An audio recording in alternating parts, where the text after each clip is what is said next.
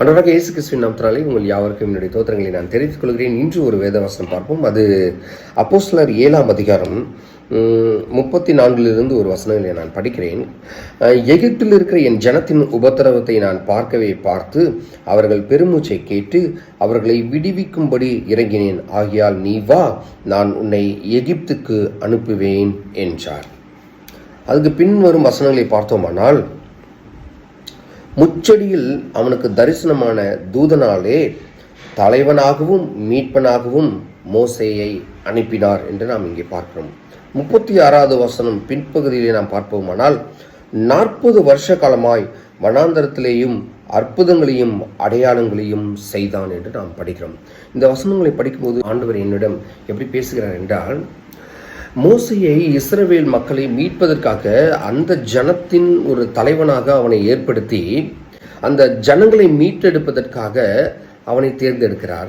ஏன் தேர்ந்தெடுத்தார் என்றால், மோசே உண்மை உள்ளவனாகவும் அவனுடைய மக்களுக்கு நீதி கிடைக்க வேண்டும் என்ற ஒரு தாகம் அவனுக்குள்ளே இருந்தபடினாலே மோசேயை கர்த்தர் தேர்ந்தெடுத்தார்.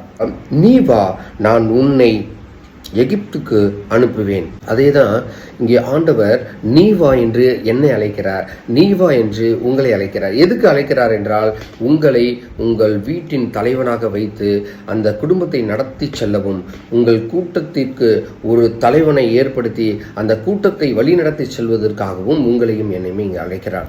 அப்ப அவருடைய அழைப்பை ஏற்றுக்கொண்ட நாம் எவ்வளவு உண்மை உள்ளவர்களாகவும் சத்தியம் உள்ளவர்களாகவும் நாம் இருக்க வேண்டும். இங்கே நமக்கு தலைவன் பொறுப்பு கொடுக்கப்பட்டிருக்கிறது. தலைவன் பொறுப்பை நாம் சரியாக செய்கிறோமா என்றால் அதில் பெரிய கேள்விக்குறியாக இருக்கிறது. நான் ஒரு குடும்பத்தின் தலைவனாக இருக்கிறேன், நான் ஒரு நிறுவனத்தின் தலைவனாக இருக்கிறேன், நான் ஒரு திருச்சபையின் தலைவராக இருக்கிறேன், நான் ஒருவேளை நான் சங்கத்தின் தலைவராக இருக்கிறேன் என்றால் தலைவரின் பொறுப்புக்காக நீங்கள் அழைக்கப்பட்டிருக்கிறீர்கள். அந்த அழைப்பை ஏற்றி நீங்கள் உண்மையும் உத்தமமாக நீங்கள் நடக்கிறீர்களா என்று நாம் கவனித்து பார்க்க வேண்டும். 40 வருஷ காலமாய் வனாந்திரத்திலையும் அற்புதங்களையும் அடையாளங்களையும் செய்தான் என்று இங்கே பார்க்கிறோம். இந்த அற்புதங்களையும் அடையாளங்களையும் எப்படி சுலபமாக செய்துவிட முடியுமா என்றால், அதுக்கு ஆண்டவர் சொற்படி நாம் நடக்க வேண்டும். ஆண்டவர் நம் மத்தியிலே இருக்கும் பொழுது அங்கு ஒரு பெரிய ஆசீர்வாதமான ஒரு தலைமை பண்பு நமக்கு வந்துவிடும். இங்கே பார்க்கும் பொழுது ஒரு தலைமை பண்பு என்பது அதில் 1000 கஷ்டங்கள் இருக்கும். ஒருவேளை இஸ்ரவேல் மக்கள் மோசையை ஏற்றுக்கொள்ளவில்லை, நீ ஒரு தலைவனா, எங்களுக்கு சாப்பிட எதுவும் கொடுக்கல, நாங்கள் கஷ்டப்பட்டு இருக்கோம் அப்படின்னு ஒருவேளை அந்த தலைவன் பொறுப்பு எனக்கு வேண்டாம், இதை வேற யாரிடமாவது கொடுத்து விடுங்கள், நான் என்னை விட்டு விடுங்கள் என்று ஒரு வேளை சொல்லி இருக்கலாம். ஆனால் தலைமை பண்பு அதல்ல.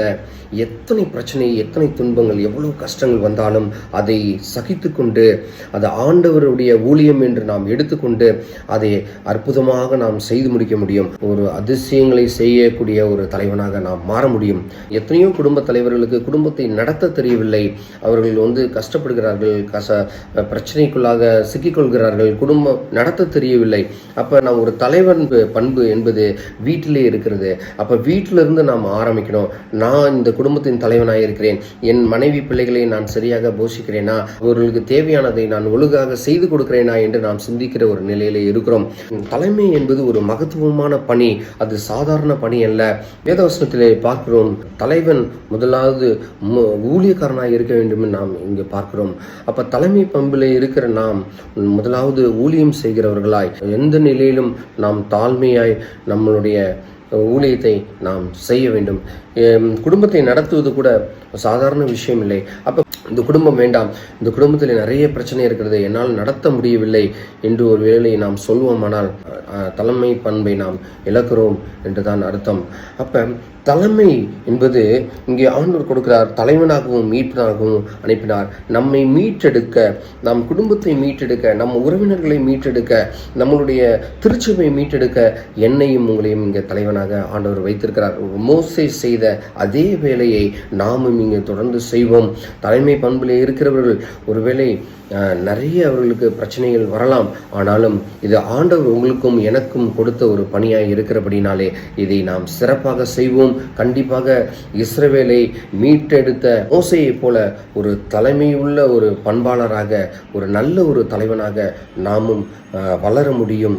மற்றவர்களை ஒரு தலைமை துவத்திலே மற்றவர்களையும் நாம் ஊக்கப்படுத்த முடியும். இங்கே பாருங்கள், 40 வருஷ காலமாய் வனாந்திரத்திலேயும் அற்புதங்களையும் அடையாளங்களையும் செய்தான் என்று பார்க்கிறோம். ஆனால் ஆண்டவர் தான் இதை செய்தார், கர்த்தர் தான் இந்த அற்புதங்களையும் அடையாளங்களையும் செய்தார். ஆனால் இங்கே சொல்லப்படுகிறது, மோசே அடையாளங்களையும் அற்புதங்களையும் செய்தான். யார் வழியாக, யார் மூலியமாக செய்தான் என்றால் கர்த்தர் மூலியமாக செய்தான். கர்த்தர் எல்லாவற்றையும் ஜெயிக்கிறவராக இருக்கிறார். அவர் தலைமையிலே நாம் இருப்போமானால் நம்மால் ஜெயிக்க முடியும். ஆகவே நாம் அவரோடு நிலைத்திருப்போம். தலைவனாகவும் மீட்பனாகவும் நம்மை மீட்கிற கர்த்தர் எனக்காக இருக்கிறார். அவர் எல்லாவற்றையும் செய்ய வல்லவராய் இருக்கிறார். என்னை தலைமைத்துவத்துக்கு அழைக்கிறார். இங்கே பாருங்க, அதுக்கு முன்னாடி வசனம் 34வது வசனம், நீ வா, நான் உன்னை எகிப்துக்கு அனுப்புவேன் என்று சொல்லுகிறார்.